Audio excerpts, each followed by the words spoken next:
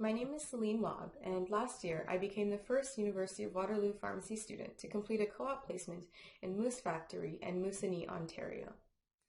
Moose Factory Island is about 800 kilometers north of Toronto. It sits on the Moose River near the western coast of the James Bay. There are many communities along the western coast of the James Bay, and all of them, including Moose Factory Island, are considered remote and fly-in only communities. In the winter, when the river freezes over, you can drive up on an ice road, and there is a train from Cochrane to Moosonee, but otherwise those are the only ways that you can access those places. The area is located on Treaty Number 9 territory, and most of the population in Moosonee and Moose Factory are part of the Moose Cree First Nation. This co-op position was available for the first time, and when I heard about it, I was excited, curious, and a little bit scared. As someone who has only ever lived in a city, the thought of leaving my friends, my family, and my life behind to fly up by myself to a Northern Ontario community was definitely a little frightening. During my co-op term, I worked for 1 month in Waterloo Pharmacy, which is a community pharmacy in Moosonee, Ontario, on the mainland, and then for 2 months at Winnebago General Hospital, which is a 37-bed hospital on Moose Factory Island. My commute to Moosonee was definitely one in a million, because the only way to get from the island to the mainland during the fall is by boat. So each morning I would go to the docks and take a hospital boat over to the mainland, Moosonee, and then each evening after work I would actually just take a boat taxi. So these are just run by locals who have motorized boats and ferry people across the river for a small fee. Northern Pharmacy in Moosonee also serves many communities up north because several of them are so small that they don't have a pharmacy in themselves. As a non-Indigenous person, I didn't have a lot of prior experience providing care for Indigenous patients before I got there. Once I started, I realized that there were a lot of considerations regarding cultural sensitivity that I wasn't used to incorporating into my practice.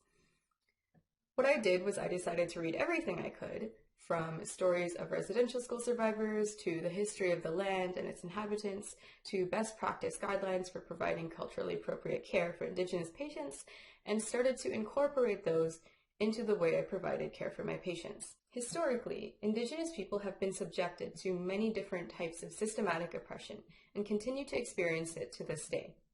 Working up north, it's very clear to see the effects of this oppression on the health of the communities.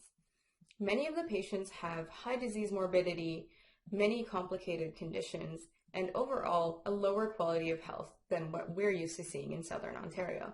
Some patients were a little resistant to treatment recommendations that we were making, and at first it was difficult for me to understand why. When I tried to see their perspective, it then started to make a lot more sense. One of the skills that really helped me during this co-op placement was actively listening to my patients. I realized that what they were saying, the way they were saying it, and how they recounted their own experiences with the healthcare system told me a lot about what they thought and felt about healthcare providers and how they may have felt during a certain interaction. This gave me a lot of insight into how I could help them using different communication styles, different language, and generally just providing more culturally sensitive care. At Winnebago General Hospital, I had several Indigenous colleagues, and during our spare time, I loved to ask them and listen to their stories about themselves, their families, and life on Moose Factory Island. This gave me so much perspective and insight into a different way of living in a remote community and a different culture that I had never been exposed to.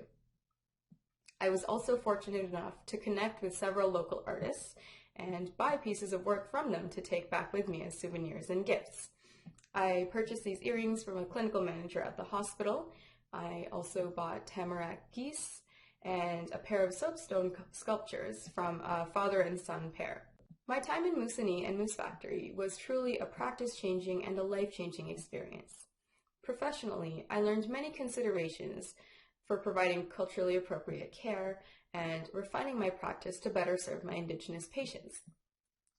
I also learned several transferable skills that I can use to provide culturally appropriate care to other diverse patients that I'll meet in the future. Being up in these communities, being able to meet people, talk to them, and hear about their experiences showed me that barriers to health in this region are significant, do exist, and truly affect the health of its community members.